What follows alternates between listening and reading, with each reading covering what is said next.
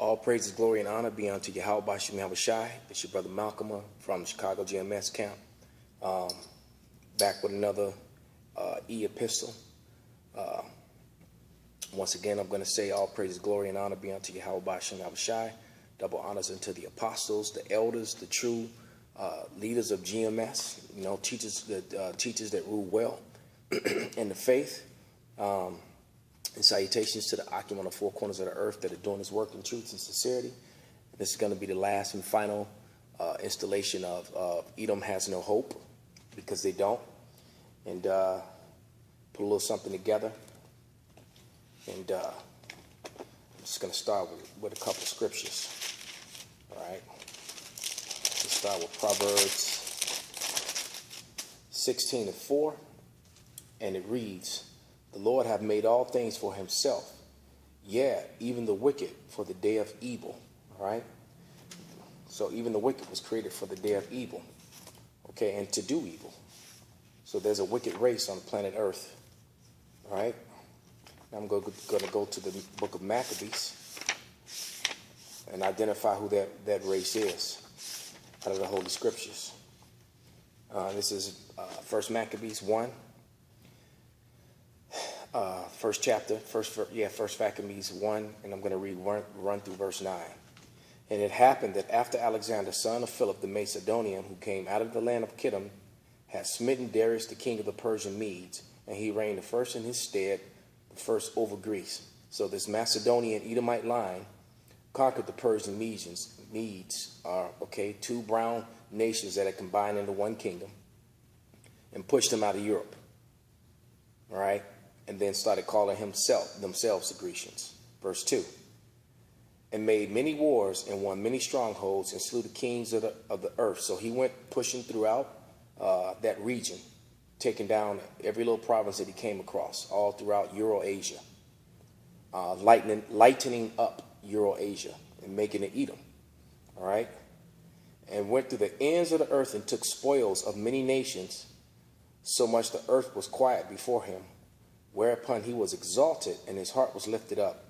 And he gathered a mighty strong host, and ruled over countries and nations, who became tributaries unto them." So that's what he did. He allowed some kings to keep their rulership when you join unto him, and they give you a perfect example of that in the movie 300.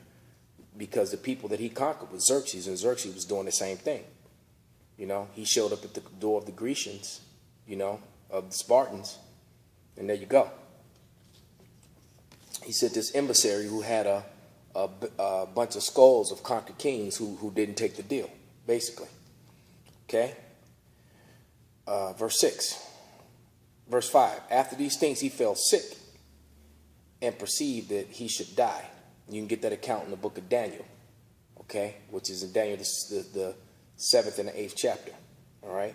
"Wherefore he called his servants, such as were honorable and had been brought up with him from his youth, and parted his kingdom among them while he was yet alive." So Alexander reigned 12 years, then died. Those servants was Ptolemy, Cassander, which became Seleucus because he took the place of Antigonus, and then you had there's another one, Licinius. Okay, so and you gotta remember Seleucus took the place of, and I think his name was, and I forget how to pronounce his name, okay? But that also began the whole, that also shows you too how they were a house divided out the gate. So even though they ruled in unison, they were destined to destroy themselves, even each other, all right? "And his servants bare rule, everyone in his place. And after his death they put crowns upon themselves, and so that their sons after them.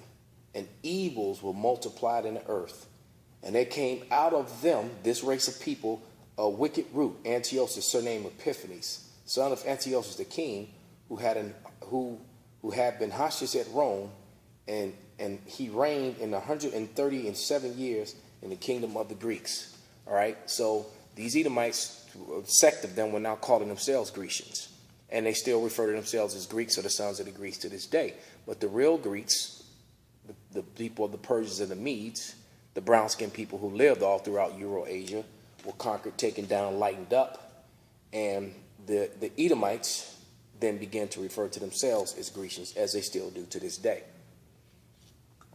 Because Esau's plan always was to hide that he was Esau, because he understood the curses and the blessings. So now that that's done, I'm going to go into a couple movies that I watched. You know, and I watch movies with the spiritual eye to see what I can bring out, edify the Akim. And I watched the movie War Dogs. All right. And this is, you know, basically a war dog is a term put on guys who make profit off death, off selling weapons. Okay. So he said guys who make profit off selling arms, mainly to both sides. Okay. It said money is, and then one of the lines that they said that stood out, they said money is made in between the lines, because what in this particular, these two guys in this movie, played by two Edomites. One of them is Amalek. Okay. They were running guns, and what they were doing is making, and the government has contracts, and which anyone can bid on. You can bid on these contracts, and these contracts allow you to run guns and sell guns to people that they can't really deal with. That's how the government does. So Esau will set up laws, but then he'll make ways for himself to get around it.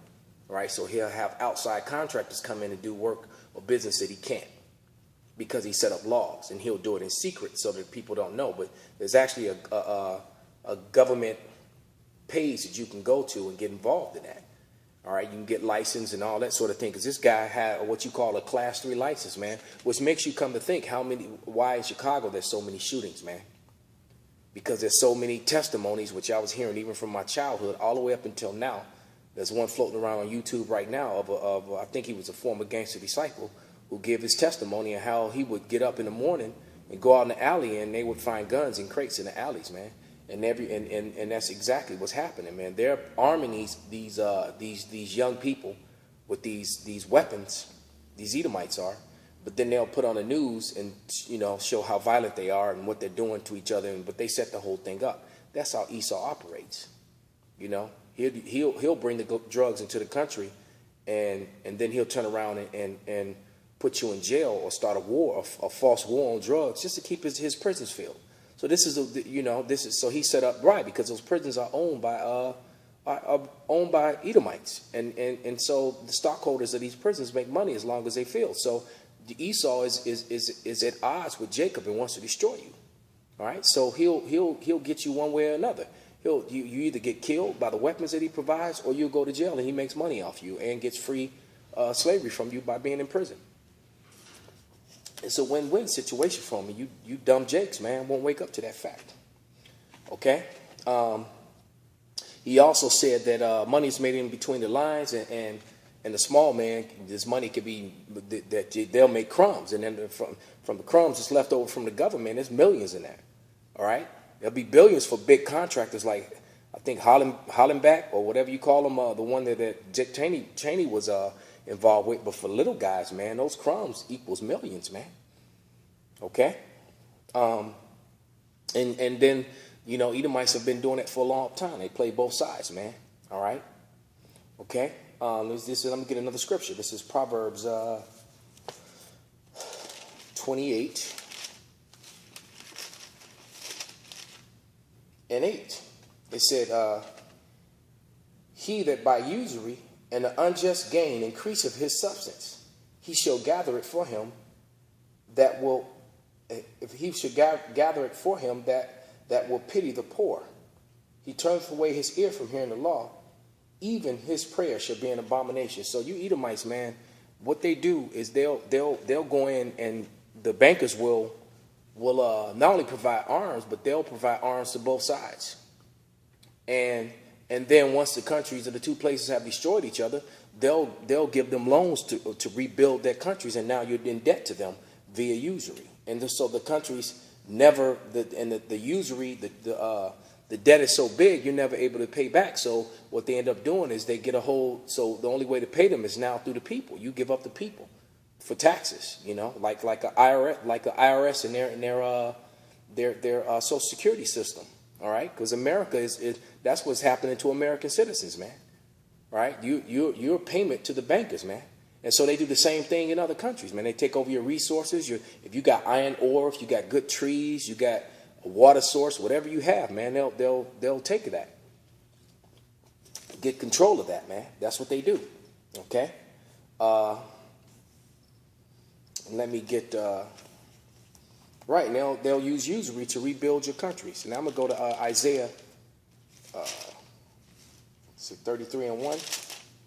It says, "Woe to he that spoileth, and thou wast not spoiled, and dealest treacherously, and they dealt not treacherously with thee. When thou shalt cease to spoil, thou shalt be spoiled. And when thou shalt make an end to deal treacherously, they shall deal treacherously with thee." And that's what's coming to you Edomites, man. The world, the nations of the world are tired of you. You're exposed, you're known, and they're going to soon deal treacherously with thee. Okay, let's get into another movie, man. This is a movie I watched. It was called Morgan. And Morgan was a synthetic AI, artificial intelligence, all right? And referred to as an L9, okay? And then there was an agent named Kathy Lee, I believe, who came on the scene to do investigation or do an assessment on this product line that Morgan was the first prototype of, or the third prototype, actually, okay? And Lee and this Dr. Shapiro, you know, one of them Amaleks, even though it was played by an Italian who actually might be Jake. But they were brought in on site to determine the asset to see if it could become a product line, showing you that this is what they want to do. Why? Because they really want to live forever. Which is what this is all about too. Esau's trying to find a way to put his life force into something, and he shows you that in multiple movies. There's a movie with Johnny Depp where he uploaded his consciousness into the internet or something like that. I forget the name of it, but that's what they want to do. So, but the Lee, there was a character in the movie who the L9 had actually attacked and stabbed her out, and when Lee interviewed her, she knew what Lee was. And they gave you the first clue, because he said, "You seem like, you know, you're a nice professional or whatever, but I know what you are. You're a damn assassin. You're a goddamn assassin." And that's exactly what the L9 and the L4 were. And the L9 was supposed to be a new, improved version of the L4. The L4 was more stable, though, which was the character Lee, which was a little Edomite chick, a little bad broad, too. I claimed her. All right? She was bodied up and everything, man. But she was just an assassin, too. So, and all the people who were working on this artificial AI, they all were attached to her like she was a child. But Lee was reminding her she's not a child, she's not human, and it's not a girl. It's because they kept referring to the little girl or the girl, and she was like, it's not a girl, it's an it, and it doesn't have any rights. Okay, and she was there to determine whether this thing is going to get production or they're going to exterminate it. And so that's what Dr. Shapiro did. He went in for the interview and told her that what would you say if I freed you, or what would you say if I terminated you? And she decided right then and there that her artificial intelligence, she thinks she's human, or she wants to live. So she decided to defend herself, and she killed every damn body. Basically, damn near killed Lee, because she was a better version of Lee physically, but she didn't have the emotional mindset. So it became these war between these two artificial life forms, okay? And because, like I said, she went on an assassination mission and killed, because the L9 even had like telekinesis, because she could actually move and do things by thinking about it, okay? And they were afraid of her because her powers were still growing, all right? So anyway, let me get a scripture, man, because Esau's looking for a way to live forever, all right? It said his inward thoughts is that his houses shall go on forever, man. Houses mean their lifeline, their bloodline, who they are, their countries, you know. This is 1 Timothy 6:19. It says, "Lay up in store for themselves a good foundation against the time to come, that they may lay hold on eternal life." That's what they want. They want eternal life, okay? O Timothy, keep that which is committed to thy trust, avoiding profane and vain babblings and oppositions of science falsely called. So Esau's trying to use science to do all kind of things, man. He tried to use science. He's fabricated DNA to try to say he was the Most High's people. Then the DNA research from his own people came out and said that he's not. So that backfired. Everything you try to do, Esau, it's coming back. It's failing, man. There's no hope for you. You have no hope. And I'm going to go to 2 Corinthians 10:4.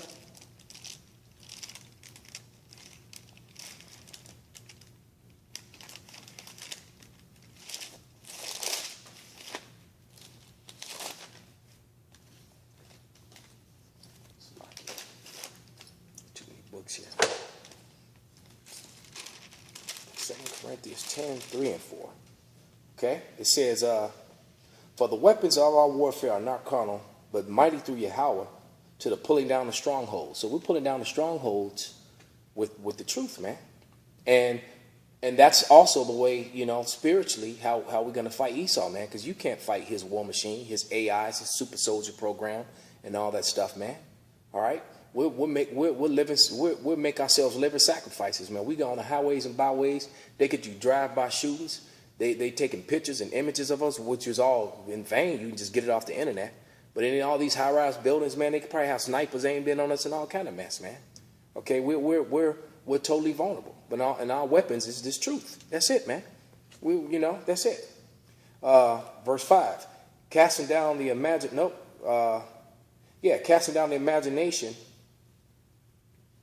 I'm sorry, let me go back and read 3. For we walk in the flesh, we do not war after the flesh. Right. For the weapons of our warfare are not carnal, but mighty through Yahweh to the pulling down of strongholds. All right. Casting out imaginations of everything that exalted itself against the knowledge of Yahweh, and bring it into captivity every thought to the obedience of Hamashiach. And only the elect are going to get that anyway. All right. Okay. Now in the movie Suicide Squad, let's touch on another movie. The woman in charge, all right, I forget her name. This woman, you've seen in lots of movies.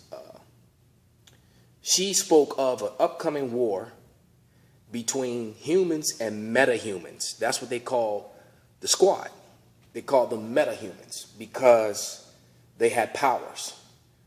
And there is going to be powers given out. And she was right about that. There is going to be a war between Esau, the heathen, and the metahumans. And the metahumans are going to be the men of the 144,000 when the Lord lift them up and give them that power. And I'm going to read about 5, maybe 6 scriptures real quickly to prove that. And that's probably what the purpose of Morgan and Lee. Morgan and Lee, the assassins created these artificial life forms, intelligence, and these super soldiers are being created to try to fight Jacob when that day comes, which is fastly approaching. And Esau knows it, man. This is Isaiah.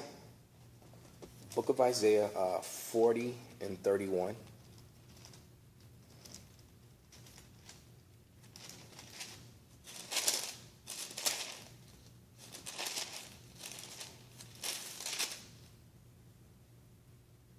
It says, but they that wait upon Yahweh shall renew their strength, and they shall mount up with wings as eagles, and they shall run and not be weary, and they shall walk and not faint, man. So you're not going to get tired. You're going to be able to mount up like an eagle. They showed you that in the movie Hancock. Okay? All right? And he's going to renew their strength. We're going to give us power like in the days of old. Samson destroyed 1,000 men with the jaw of an ass, man. Okay? There's an account when you had one of King David's mighty men defeated it was either 800 or 500 men, one man with a spear. All right, one man with a spear in the middle of that many people. That's one of your Jet Li high flying movies right there, man. All right, Wu Sa the warrior, man, the dude with the spear techniques. Okay, they get that right out of the Bible, man. That was us. Okay, it's also how you know that so-called Asian culture, because Oriental or Rai just means the East, and a lot of Israelites went East. And remember, you couldn't be a samurai if you didn't have Negro blood, man. It's simple to do a little research on that. Let's go to the book of Luke.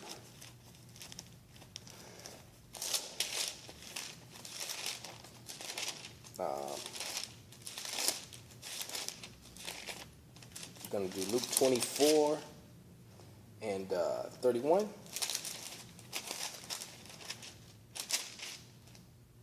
It says, and their eyes were open, and they that knew him, he vanished out of their sight. So he disappeared, man. Just like when what was it, Philip, when he went to teach the Ethiopian eunuch who was an Israelite, all right, after he taught him, he disappeared. He teleported, man. So, you know, the Bible's giving an account of that, okay? And everything in the Bible is true. And they go and dig up, do all this research and find out that it is true, man. Like when you dig up the research, you find that the artifacts and the people of the Bible were dark and not pale. And referring to the Israelites, that is. This is Wisdom of Solomon 3 and 7. It says, and in the time of their visitation, they shall shine and run to and fro like sparks among the stubble, man. All right? We're going to be like sparks moving through a fire, destroying wood or whatever, man. Destroying people, man.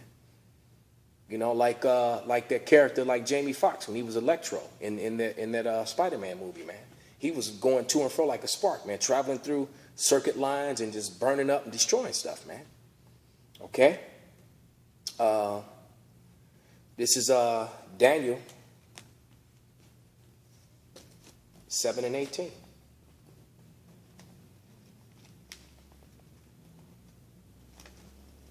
Book of Daniel. Not too far. Daniel's after Ezekiel.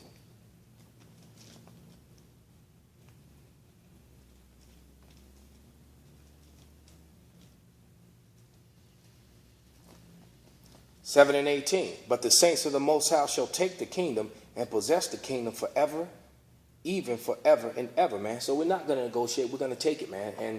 And the powers that are in place are going to try to keep the kingdom, man. But it's going to be a useless, you know, it's going to be no defense against the men of the Lord, man. This is and against the Lord himself, who's going to be leading that charge.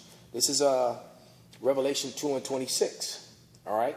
It says, and he that overcome and keepeth my works unto the end, to him I will give power over the nations. So how can God love everybody if you're going to have power over the nations? How you going to be of the nations and then have power over the nations? All right. So the salvation is only for the Israelites, man. And Edom, Esau, you know, the so-called white man who referred to himself as Caucasian. All right. You and the other heathens have no hope. All right. With that, I'm going to say all praise, glory, and honor be unto Yahweh Shai. Yahweh Ba'Shem Yahweh Shai. You know, double honors unto the apostles and salutation to the Akim that are doing his work in truth and sincerity. Shalom.